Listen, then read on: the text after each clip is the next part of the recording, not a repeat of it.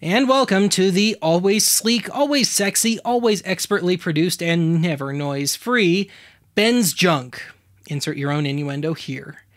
Now, this time I want to take a look at a piece of gear that interested me very much from a geeky, techie standpoint, but not so much from a content standpoint.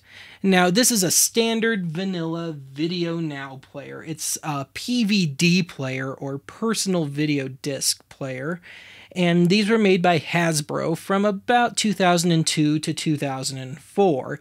This particular model is from 2003, and I have absolutely no recollection whatsoever of these things from their initial run. But it's basically an incredibly cheap Junior League portable DVD player with a microscopic screen and small discs. I think they top out at about 15 minutes. With the screen, it makes an iPod screen seem downright huge. Now, there were a couple of other models of the Video Now, which I don't have. There was a color version, and there was one with a larger screen, and I believe it could play larger discs. I think they came out with some variation on that right around the end of their run. I'm not really sure. Too lazy to research it. But anyway, when I said that I had no interest in it from a content standpoint, I mean that these were made in cahoots with Nickelodeon, and by way of that, Viacom. And as far as I'm concerned, Nickelodeon pretty much ceased to exist around 1994-95. So sorry, second wave millennials. Anyway, there isn't much to it. Again, it's got the tiny, crappy little screen. Very minimal controls. It's got play and pause, stop, forward and reverse. And that's it.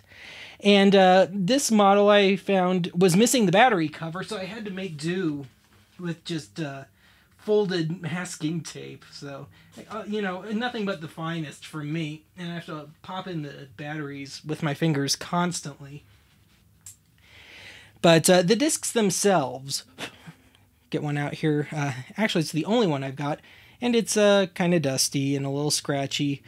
But here it is, Video Now, and these are 3 and some odd measurement inches big. So they're too big for the old 3-inch CD single sort of deal, and they're too small for a standard CD. And that proved to be kind of a problem because I don't have an adjustable CD-ROM player to try and compensate for a disc like this, so I could try and rip it to show you a little piece. And just watching it off of this actual unit, the picture's awful, the sound's awful, and I've really tried to find a way to share with you a clean copy of what's on these discs, but for the life of me, I just can't do it. I've tried 2 variations of 1/8 inch to composite adapters, and nothing comes out. So it's not a full input, it's just a headphone jack and nothing more on this thing. And to try and give you a little taste of how bad these are, I'm just going to have to try and film it with the camcorder and hope for the best. And since this is Viacom stuff, I'm only going to share just a precious few seconds of footage because, I just don't want to get into it with Viacom. So, this is the only disc I have. It's SpongeBob SquarePants. Obviously, get it in the shot there. And, or as I like to call it, the sponge used to clean up the Ren and Stimpy set. So, now that I've alienated the Y2K set, I'm gonna shut up and leave you with, again, just a tiny little clip of this, and I'll see you again soon. So, bump the camcorder, open her up, stick in the disc, and hit play. Magic edit time. Sandy?